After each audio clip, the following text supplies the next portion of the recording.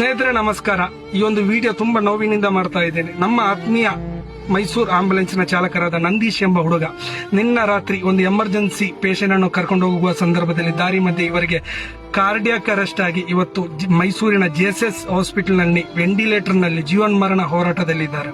ಇವರ ಚಿಕಿತ್ಸೆಗೆ ಬರೋಬ್ಬರಿ 8 ಲಕ್ಷ ಅವಶ್ಯಕತೆ ಇದೆ. ಇವರು ಅದೆಷ್ಟೋ ಜೀವಗಳನ್ನು ಉಳಿಸಿದಂತಹ ಒಂದು ಆಂಬುಲೆನ್ಸ್ ಚಾಲಕ. ಇವತ್ತು ನಮ್ಮ ಜೀವಕ್ಕೆ ನಿಮ್ಮ ಹತ್ರ ನಾವು ಸಹಾಯವನ್ನು ಕೇಳ್ತಾ ಇದ್ದೇವೆ. ಒಂದು ಅಮೂಲ್ಯವಾದ ಜೀವಕ್ಕೆ ನಿಮ್ಮಲ್ಲಿ ಆಗುವಂತಹ ಒಂದು ಸಣ್ಣ ಸಹಾಯವನ್ನು ನೀಡಬೇಕಾಗಿ ಕೇಳಿಕೊಳ್ತಾ ಇದ್ದೇನೆ. ಆದಷ್ಟು ಬೇಗ ಇವರ ಒಂದು ಸರ್ಜರಿ ಆಗಬೇಕಾಗಿದೆ. 8 ಲಕ್ಷದ ಅವಶ್ಯಕತೆ ಇದೆ.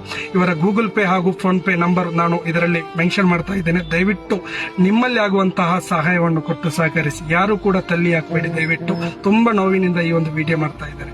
ನಮ್ಮ ಸಹಾಯಕ್ಕೆ ನಿಮ್ಮ ಒಂದು ಅಮೂಲ್ಯವಾದ ಒಂದು ಸಹಾಯ ಕೇಳ್ತಾ ಇದ್ದೇನೆ. ದಯವಿಟ್ಟು ಎಲ್ಲರೂ ಸಹಕರಿಸಿ.